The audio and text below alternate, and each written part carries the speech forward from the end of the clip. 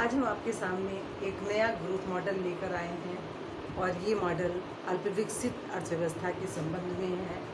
इस मॉडल का नाम है लो लेवल इक्विलिब्रियम ट्रैप, जिसका प्रतिपादन आर नेल्सन ने किया था। नेल्सन ने 1956 में अमेरिकन इकोनॉमिक रिव्यू में एक आर्टिकल लिखा था।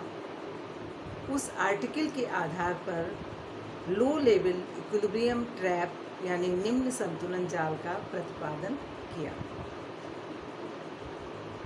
नेल्सन ने ये मॉडल अल्पविकसित देशों के संदर्भ में बनाया था।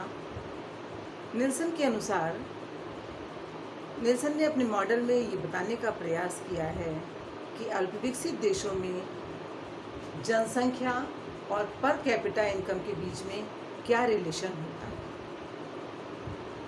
नेल्सन के अनुसार जनसंख्या एक सीमा तक पर कैपिटा इनकम का बढ़ता हुआ फलन है। इसका मतलब है कि पर कैपिटा इनकम जैसे जैसे बढ़ती है वैसे वैसे पॉपुलेशन ग्रोथ रेट बढ़ती है। पॉपुलेशन ग्रोथ रेट कब बढ़ती है? जब पर कैपिटा इनकम बढ़ती है। दोनों में डायरेक्ट रिलेशन होता है, लेकिन हमेशा ऐसा नहीं होता है।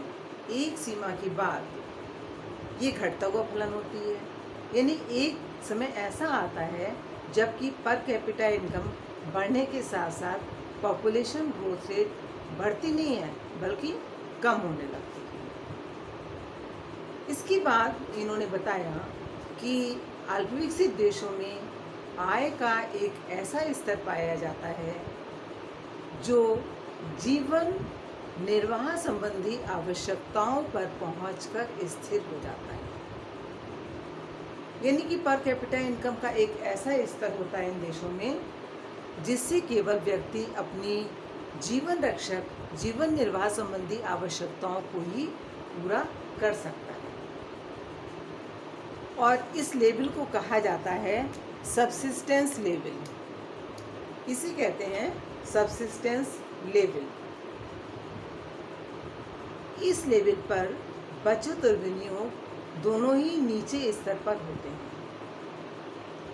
कहने का मतलब ये है कि अविकसित देशों में जो पर कैपिटा इनकम है सामान्यतः इतनी ही होती है कि जिससे व्यक्ति अपनी जीवन निर्वाह संबंधी आवश्यकताओं को ही पूरा कर सकता है। सामान्यतः यही लेवल बना रहता है, इसी में अर्थव्यवस्था जकड़ी रहती है, इससे वो निकल नहीं पाती, जिससे कि उसका विकास नहीं हो पाता है। और इस सबसिस्टेंस लेवल पर बचत और विनियोग निम्न स्तर पर होते हैं। इसके आगे नेल्सन ने ये बताया है कि यदि कुल राष्ट्रीय आय को बढ़ाकर बचत और विनियोग को बढ़ाने का प्रयास किया जाता है, यदि इन देशों में यदि राष्ट्रीय आय को बढ़ाकर बचत और विनियोग को बढ़ाने का प्रयास भी किया जाता है तो उसके साथ साथ पॉपुलेशन ग्रोथ रेट भी बढ़ने लगती है। मतलब कि राष्ट्रीय आय को बढ़ाने से बचत और विनियोग में वृद्धि हुई, वृद्धि करने का प्रयास किया गया, लेकिन हुआ क्या परिणाम कि उसके साथ साथ पॉपुलेशन ग्रोथ रेट भी बढ़ने लगती है, जो पर कैपिटा इनकम को घटाकर पुनः उसी निम्न स्तर पर ले जाती है। किस निम्न स्तर पर? जिस निम्न स्तर पर वो अपनी जीवन निर्वाह संबंधी आवश्यकताओं को पूरा कर सकता है, उसी स्तर पर कैपिटा इनकम को पुनः ले आती है। इस प्रकार अर्थव्यवस्था निम्न संतुलन जाल में जकड़ जाती है। इस प्रकार ये जो अल्पविकसित देश हैं लो लेवल इक्विलिब्रियम ट्रैप में जकड़े रहते हैं, कस के जकड़े रहते हैं, वो इससे निकल नहीं पाते हैं। अब हम ये बताने जा रहे हैं कि निम्न संतुलन जाल जो नेल्सन ने बताया है इसके मुख्य कारण कौन से हैं। इसके 4 मुख्य कारण हैं। पहला कारण कि पर कैपिटा इनकम और पॉपुलेशन ग्रोथ रेट में हाई डिग्री कोरिलेशन पाया जाता है। यानी जब पर कैपिटा इनकम बढ़ती है तो पॉपुलेशन ग्रोथ रेट बढ़ती है, और जिस गति से बढ़ती है उस गति से पॉपुलेशन भी बढ़ती है, दोनों में हाई डिग्री कोरिलेशन होता है।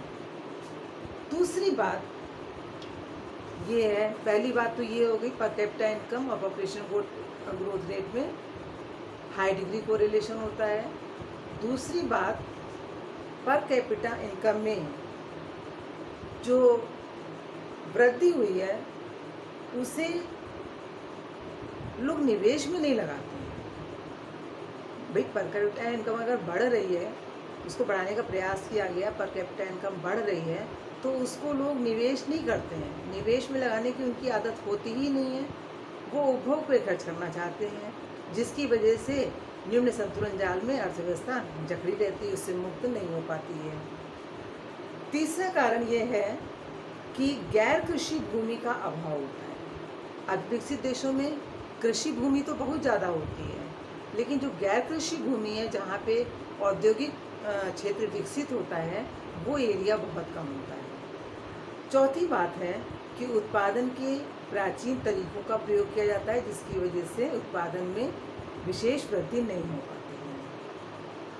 अब हम आपको बताने जा रहे हैं कि नेल्सन मॉडल का स्वरूप क्या है, ये कैसे बनाया है, इन्होंने रेखा चित्र के द्वारा कैसे स्पष्ट करने का प्रयास किया है। नेल्सन ने पहले तो 3 सेट बनाए। पहले सेट में इन्होंने रखा है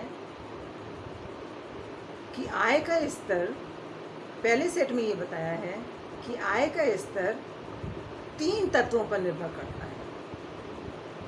फर्स्ट, कैपिटल स्टॉक कितना है, उस पर इनकम निर्भर करेगी।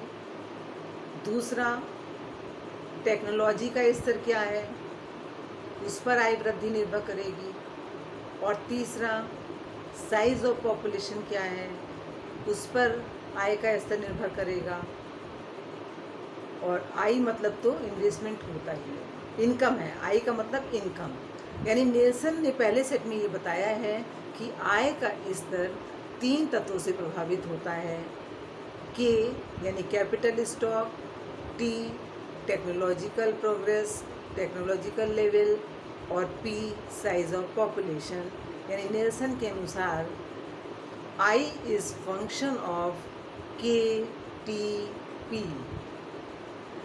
दूसरे सेट में नेल्सन ने ये बताया है कि शुद्ध निवेश क्या होता है, नेट इन्वेस्टमेंट क्या होता है। इनके अनुसार नेट इन्वेस्टमेंट वो पूंजी है, नेट इन्वेस्टमेंट क्या है, पूंजी है। कौन सी पूंजी है, वो पूंजी है जो औद्योगिक क्षेत्र में नई मशीनों, नई उपकरणों और नई उत्पादन विधियों का प्रयोग करने से प्राप्त होती है। क्या है शुद्ध निवेश, वो पूंजी है जो औद्योगिक क्षेत्रों में नई मशीनों, नई उपकरणों, नई उत्पादन विधियों का प्रयोग करने से प्राप्त होती है। और तीसरे सेट में ये बताया है कि पर कैपिटा इनकम में कमी होने पर, अगर पर कैपिटा इनकम इन देशों में कम हो जाती है तो डेथ रेट बढ़ जाती है। पर कैपिटा इनकम में कमी होने पर मृत्यु दर में वृद्धि होती है, जिससे कि पॉपुलेशन ग्रोथ रेट में कमी होती है। तीसरे सेट में समझ में आया आपको क्या बताया नेल्सन ने कि पर कैपिटा इनकम अगर कम होने लगती है तो मृत्यु दर में वृद्धि होती है, जिसकी वजह से जनसंख्या वृद्धि दर घटने लगती है। तो इन 3 सेट का प्रयोग किया है नेल्सन ने अपने मॉडल में। इन 3 सेट को अगली वीडियो में नेल्सन ने जो डायग्राम के द्वारा बताया है उसको हम डायग्राम से रिप्रेजेंट करेंगे। इसके लिए हम अगला वीडियो बनाएंगे, उसको आप लोग ज़रूर देखिएगा, तभी आपका ये मॉडल कंप्लीट होगा। Thank you.